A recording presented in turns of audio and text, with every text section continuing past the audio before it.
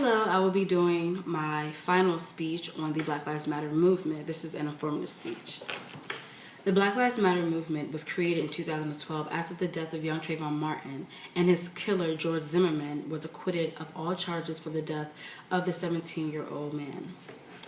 Established for the encounters of Black individuals in the nation who effectively oppose our refinement, Black Lives Matter movement is a direct invitation to Blacks everywhere to take action and have substantial reaction to the oppressive treatment and unlawful deaths for Blacks everywhere.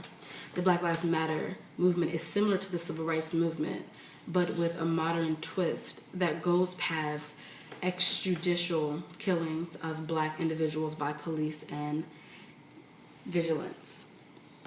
Our ancestors have died for us, our Black leaders have fought for us, and our children are still suffering. The Black Lives Matter movement is a global extremist development beginning in the African American group.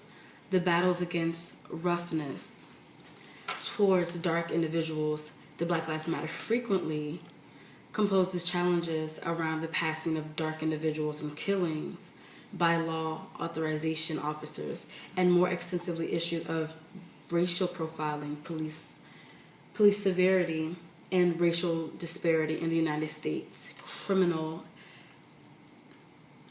etiquette framework, equity framework, excuse me.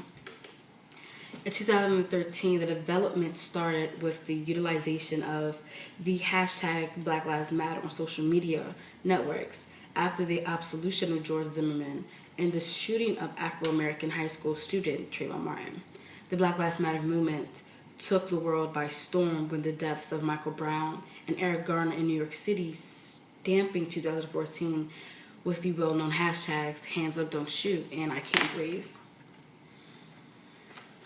Subsequent to the Ferguson challenges, members of the development had exhibited against the deaths of various other African Americans by unlawful police activities or while in police custody, including those of Tamir Rice, Eric Harris, Walter Scott, Jonathan Ferrell, Sandra Bland, Samuel DuBose, Aiyana Jones, and Freddie Gray. In the summer of 2015, the Black Lives Matter movement started to openly challenge government officials, incorporating lawmakers in the 2016 United States presidential decision to express their position on the Black Lives Matter issues. The general Black Lives Matter development, nonetheless, is a decentralized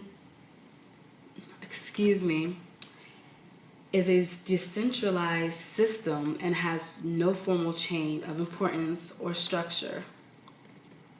For example, Aiyana Jones was a 7-year-old African-American girl from the east side of Detroit, Michigan, who was shot and killed during a raid conducted by the Detroit Police Department's Special Response Team on May 16, 2010.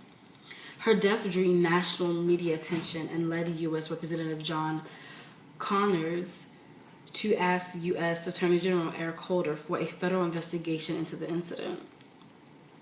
Officer Joseph Weekley was charged in connection with Jones' death. In October 2011, Weekley was charged with involuntary manslaughter and reckless endangerment with a gun.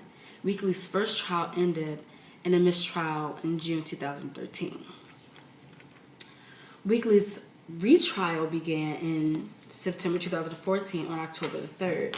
The judge dismissed the involuntary manslaughter charge against Weekley, leaving him on trial for only one charge, recklessly discharging a firearm. On October the 10th, the second trial ended in another mistrial on January 28, 2015. A prosecutor cleared Weekley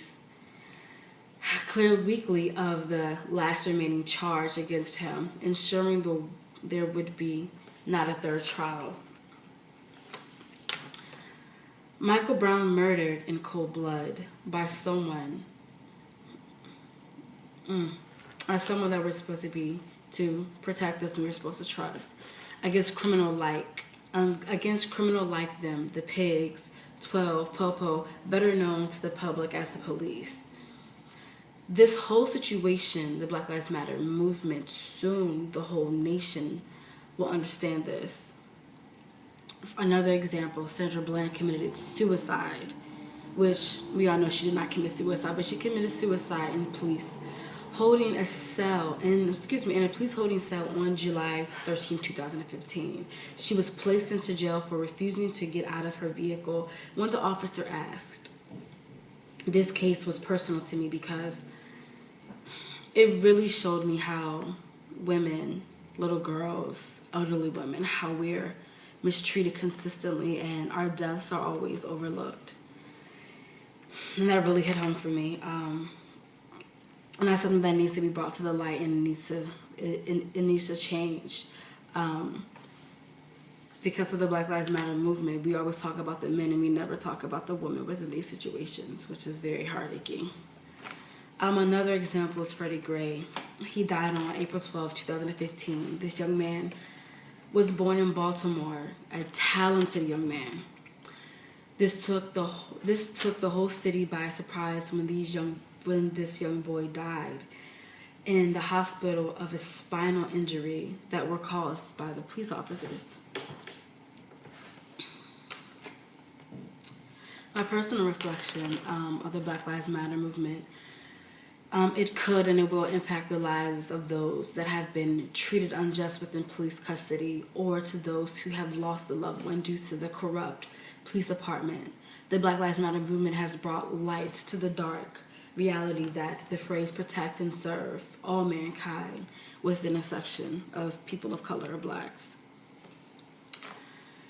Crimes committed by black people, according to the last census, blacks make up to 12.6% of the population. That means that blacks commit hate crimes at nearly double the rate of their population percentage. Now, comparing it to whites, which is actually extremely funny, that whites commit hate crimes at nearly double the rate of their population percentage. The FBI reports that 52% of hate crime offenders were white. This is a statistical fact that whites participate within more hate crimes than any other race, but people of color, especially blacks, are negatively portrayed within the media. Finishing us off, the Black Lives Matter movement cannot and will not die out. This movement will continue if there is a black man, woman, boy, or girl in danger of the justice system that consistently tries to wrongfully treat them.